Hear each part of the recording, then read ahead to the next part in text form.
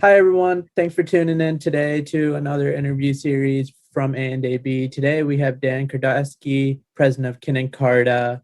And I wanted to welcome Dan on today to kind of talk about his experiences and share a lot of his insights he had from a great career so far. So, Dan, welcome. Thanks for taking the time to do this. Do you mind telling us a little bit about yourself and then we can kind of get started? Sure thing, Anurag, and thanks for having me. It's great. I've been a supporter of FEI for quite some time now, so it's always happy. I'm always happy to give back in any way I can. So a little quick introduction. As you mentioned, the president and actually head of Chicago for Kin Carta. Chicago is our largest office of our digital transformation firm that is globally based out of London, but has its largest base of operations in the Americas in Chicago. I was formerly our CFO as well. Shifted into this new role last summer. And for the 7 years prior, I was CFO of Kin Carta here in the Americas, and then Solstice, which was the company that was acquired by Kin Carta. So that's how I ended up here. Then prior to that, I've been in a variety of different finance positions. I was an entrepreneur for a bit with a company called Sage TV that was sold to Google. And going way back, I got my finance degree through the Geese College of Business at University of Illinois. That's awesome. And throughout your experiences, you've had a lot of great insights to give. And one of the biggest ones that stood out to me was an article that you published named How to Get Further in Business. Just jump already, you'll learn something. And viewers can find that on your LinkedIn. But a question that I really had was, what would you say is the biggest risk you've taken in your career so far? And how did that work out? Anything you would change?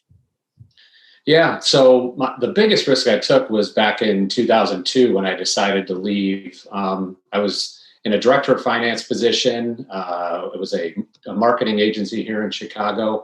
I was one of our youngest directors, was on a nice path, thought I wanted to be a CFO someday. And I decided to leave all that and become an entrepreneur. So that was the year that I joined forces with my brother, and we co-founded Sage TV. And that was a big risk. I mean, we borrowed money from our dad, not knowing where it all was going to take us.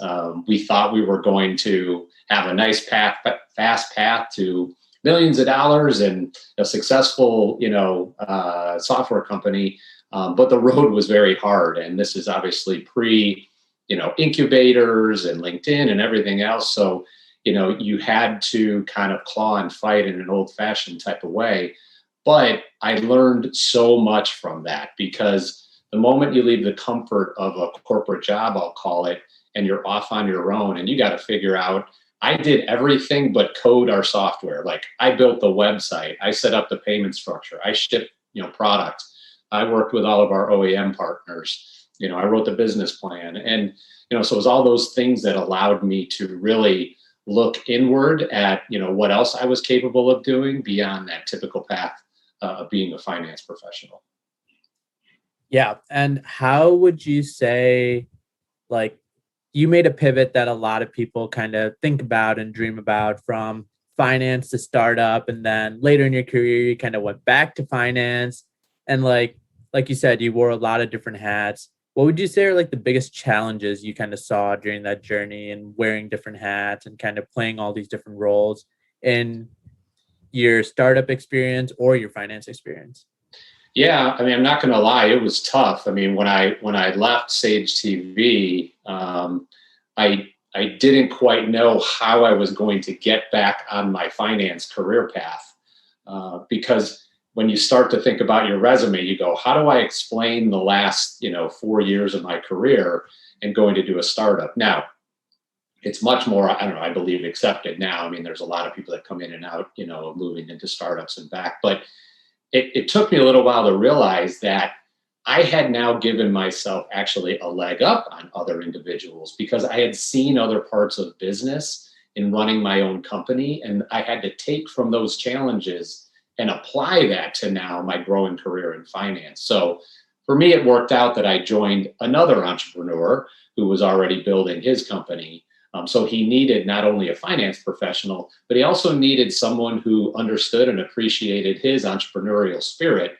And that led me to helping him acquire some companies, build, a telecommunications company up, and get financing and everything else. So I was able to take all those little pieces of experience and then apply them to my growth going forward. So it took me a little while, but you have to think about, well, what are all the skills that I gained from doing that? Because when you look back on your career, no one else has the same career as you. We're all unique individuals, and we all take from something in our own unique way. You've got to find those nuggets that you feel real confident in, and then start to expand on those, whatever the next step in your career is. Absolutely. And for anyone watching who's also trying to navigate that career change, any tips that you have for them? Let it be from finance to startup or the other way around, startup to finance. Yeah, having confidence in yourself, right? And confidence in that ability to pivot to something else and then grow and learn from it. You don't have to worry about like, well, geez, if I take 2 years to go do something else, I'm going to be off my career track. It's less about the destination and it's more about the journey along the way. I'm even telling this to my high schooler, right now, that take those classes you want to take, right? So that you can start to experience things. And if a college doesn't want to look at it the right way, we'll deal with that later, right? But if you truly want to take it and learn from it, you got to do that now because you got to enjoy the journey. So having confidence in yourself and knowing that you don't know where that path is going to lead you, but as long as you like the path you're on, go with it, right? And then just keep that confidence. And worst case is, like what I did, I pivoted back, to finance, and I was able to set myself apart by doing something that no one else could say that they did in their careers. So now I was very unique when I went to look at, future opportunities as a finance professional. Absolutely. And kind of talking about that journey and not the destination. During your journey, you've had a lot of great experiences, and one being you taking a company through Chapter 11 bankruptcy. Not one that many can experience or kind of work through.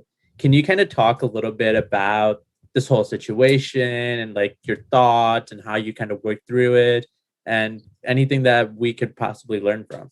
Yeah, that was an interesting time. And it's funny, before I took that company through bankruptcy, I actually had interviewed for a CFO job, which would have been my first CFO job at the time, and I didn't get the job.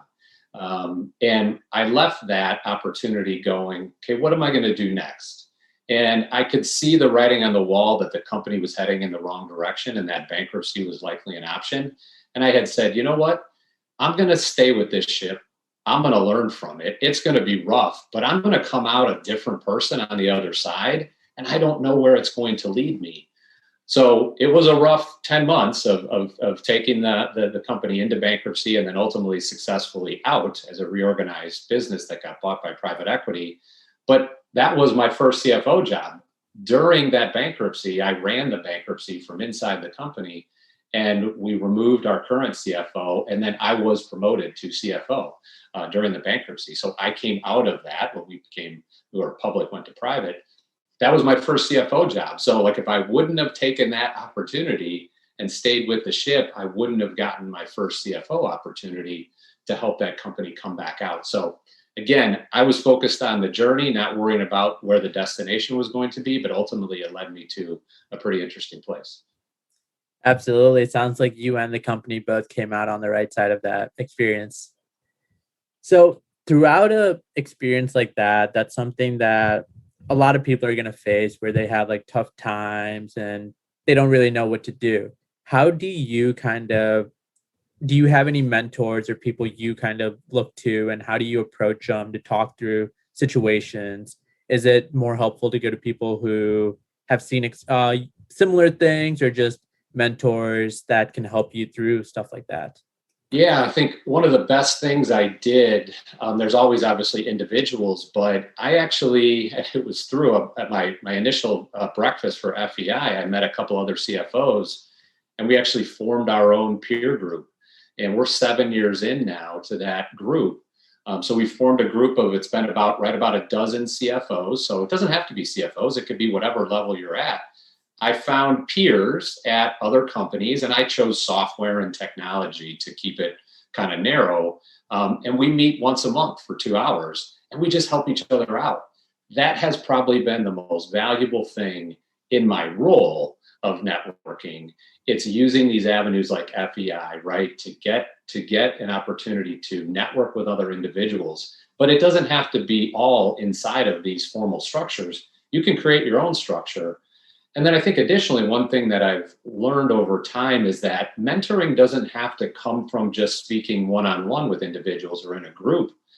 I get a lot of mentoring now from listening to podcasts or reading books. Like, I was just listening to an interesting podcast from Mark Randolph, one of the co-founders of Netflix. And I mean, I don't know Mark. I don't know if I know anyone who knows Mark, but listening to a podcast and hearing him talk, I had a couple of nuggets that I took away from that.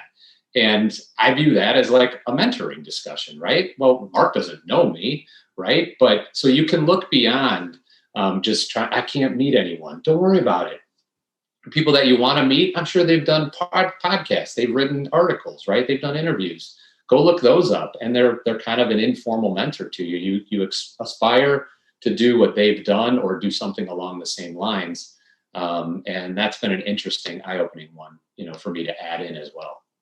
Absolutely. So I guess then the question is, what are you listening to these days, and what are you reading?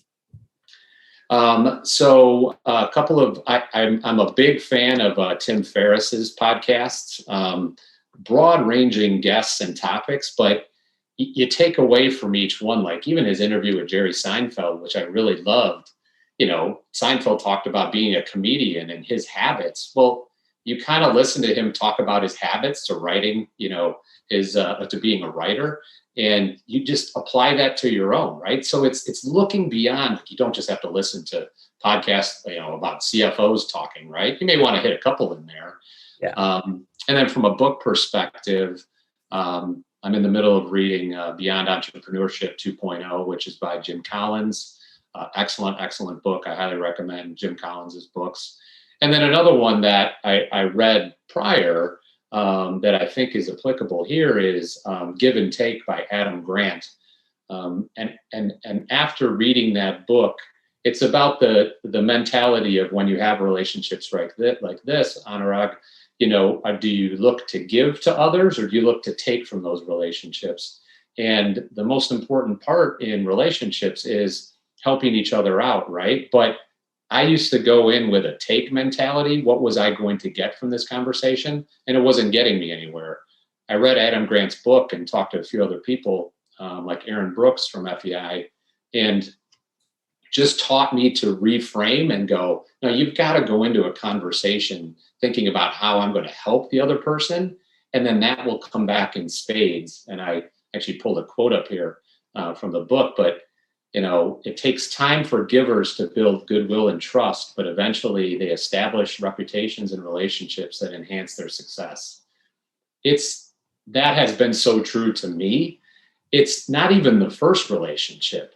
It's the second, third, fourth. I mean, there's a guy in my network and I consider him a mentor, but he's like the fifth connection. If I think about how I met him at a Bulls game because another guy invited me. Well, how did I know that guy? Well, because someone else said, go talk to this guy, right? Well, how did I know her?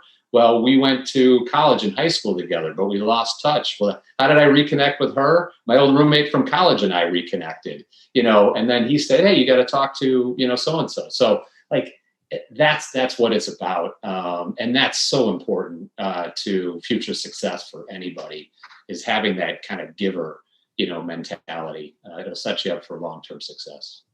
Absolutely. And I feel like everyone has their like inflection points where they see themselves as a giver and then trying to really transition into being a taker. So as you kind of talk about like the power of networking and just experiences you've had, is there one experience in particular that was purely driven and you were in that position because of networking? It's really almost my entire career. I haven't formally interviewed for a job since I was 22 years old. So like everything I've gotten has been through my network. So like I owe my entire career to my relationships. I wouldn't be where I am today, without the people that I've met and those relationships I've kept up. And that's the one thing I wish I would have done sooner, was really focusing in on my network, right? Keeping those relationships of people out of college that I've since lost touch with.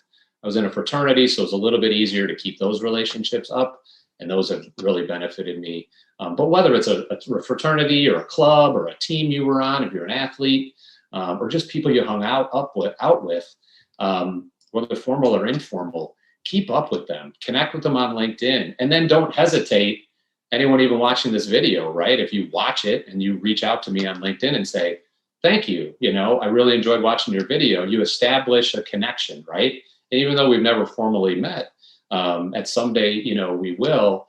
And, you can reach out to that person. Anytime I speak down at University of Illinois, I encourage the students, to reach out to me on LinkedIn, because who knows, 5 years from now, they may be in a career change and they look and they can say, hey, I saw you speak at such and such event.